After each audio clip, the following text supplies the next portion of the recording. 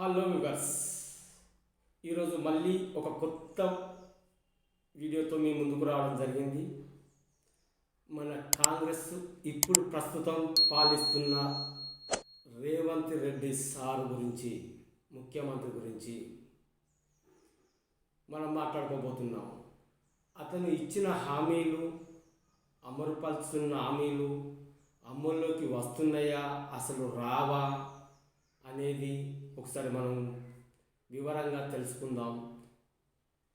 పింఛన్లు పెంచితే జరుగుతుంది, పెంచకుంటే జరుగుతుంది, ఎలా ఇస్తారు, ఏ విధంగా చేస్తారు అనేది ఈరోజు మాట్లాడుకుందాం. దయచేసి వీడియో మొత్తం లాస్ట్ వరకు చూడండి. ముఖ్యంగా నిన్న మొన్నటి ఒక కాగుని నివేదిక అని మన ముందుకి, ప్రజల ముందుకి తీసుకొని రావడం జరిగింది. అది మీరు అందరికీ తెలుసు. పేపర్లో రావడం జరిగింది, టీవీలలో, న్యూస్ ఛానల్లో కూడా వినడం జరిగింది. ఇప్పుడు మనం ప్రస్తుతం పింఛన్దారులు ఎవరైతే ఉన్నారో అక్రమంగా, అన్యాయంగా, పక్కపండి చూడండి, మీకు స్క్రీన్ షాట్ పెడుతున్నాను, ఇవ్వడం జరిగింది. పింఛన్లు వికలాంగులకు కానీ, బీడీ కార్మికులకు కానీ, అనర్హత లేని వాళ్ళకు కూడా ఇచ్చారు అనేది నివేదిక ద్వారా తెలుసుకున్నట్టు ప్రకటించడం జరిగింది. అది అలా ఉంచితే కొత్తగా ఆసరా పింఛన్లు దరఖాస్తులు కొత్త వారికి 40% రద్దు చేయడం జరిగింది. కేవలం 60% మందికి మాత్రమే తీసుకోవడం జరిగింది. కొత్త వాళ్ళను ఎంపిక చేయడం జరిగింది. ఒక్క ఇంట్లో ఇద్దరికి ఇవ్వడం లేదా, తెల్ల రేషన్ కార్డు లేకుంటే అనర్హులుగా రిజెక్ట్ చేసిన గవర్నమెంటు హామీ ఇచ్చిన వారికి 2000 నుండి 4000కు పెంచి ఇవ్వనున్న సర్కార్ వికలాంగులకు మొండి చేయి చూపించే ఆలోచనలో ప్రభుత్వం ఉందా?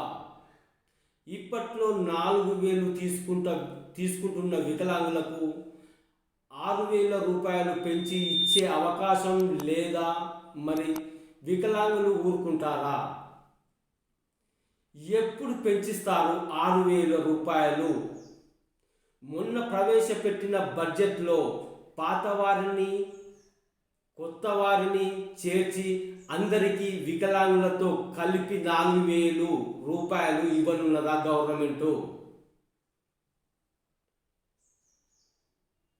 కొన్ని సన్నిహిత వర్గాల ద్వారా వెల్లడించడం జరుగుతుంది. తెలుసుకొని మీకు ఒకవేళ ఈ 100 రోజుల లోపు గనక వికలాంగులకు 4000 నుండి 6000కు పెంచి ఇవ్వకుంటే వికలాంగులు రోడ్ల మీదికి వచ్చి ఉద్యమించే తీరుతాము అనే ఆలోచనలో ఉన్నారనేది వాస్తవం. ఇప్పుడు మీకు చెప్తున్నాను, వినండి. ఇప్పుడు ఉన్న ప్రభుత్వం ప్రజలను ఏమార్చి సోషల్ మీడియా ద్వారా, వివిధ న్యూస్ ఛానళ్ళ ద్వారా ముఖ్యమంత్రిగా ఇప్పుడు కొనసాగుతున్న మన రేవంత్ రెడ్డి సార్ గారు ఇచ్చిన హామీలు సదరు వ్యక్తి పూర్తిగా స్పృహలో ఉండి ఇచ్చినవి కాదా? బాగా గమనించండి. ఎన్నికలకు ముందు వివిధ సభలలో ప్రజలను ఏమార్చి ఇచ్చాడా, లేకుంటే ఈ గ్యారంటీలు అనేది, ఈ 6 గ్యారంటీలు అనేది పూర్తి స్పృహలో ఉండి ఇచ్చినవేనా, స్పృహలో లేకుండా? ఈ ముఖ్యమంత్రి రాగద్వేషంతో, భావద్వేషంతో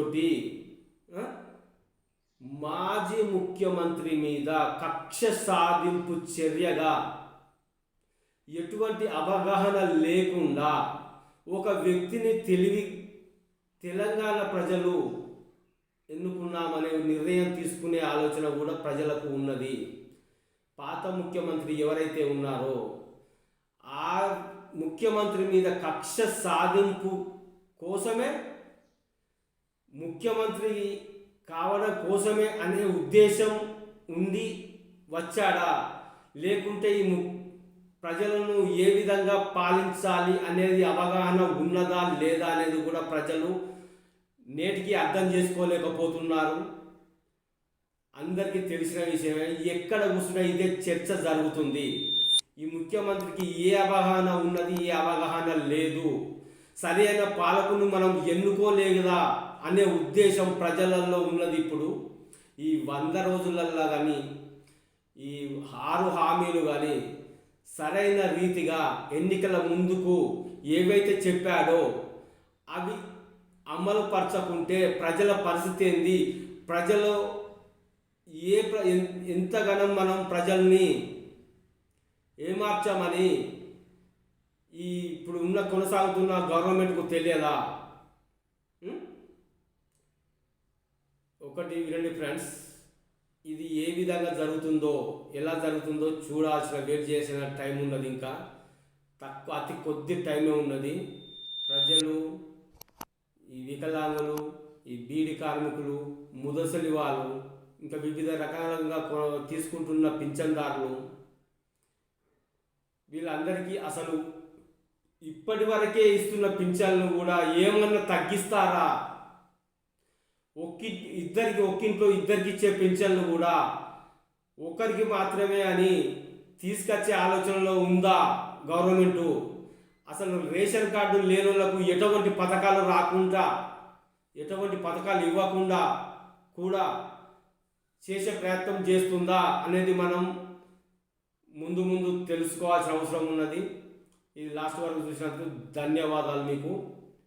ఇంకొక వీడియో మళ్ళీ చేస్తాను, మీకు సవివరంగా మీకు ఉద్దేశించి మళ్ళీ చెప్పడం జరుగుతుంది. ఇప్పుడైతే ఏం చేస్తారో చూద్దాం.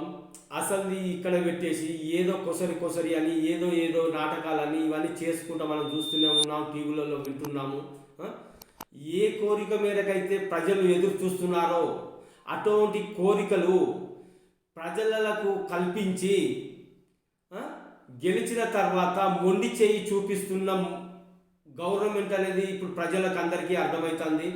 నేను దయచేసి ఏ గవర్నమెంట్ కాదు, ఏ పార్టీ నాయకులకు సపోర్ట్ చేయను. నేను ఇప్పుడు ఉన్న విధానంగా నేను ప్రజలలో తెలుసుకున్న విషయాలు మాత్రమే మీకు చెప్తున్నాను. నాకు ఎటువంటి పార్టీతో సంబంధం లేదు. ముఖ్యంగా గమనించండి, నాకు పార్టీతో సంబంధం లేదు. ప్రజలతోటి మాత్రమే, ప్రజల్లో జరుగుతున్న విషయాలు మాత్రమే, అనుకుంటున్న విషయాలు మాత్రమే ముందుకు రావడం జరిగింది. ఈ విషయాలు మీకు చెప్పడం జరిగింది. Thank you.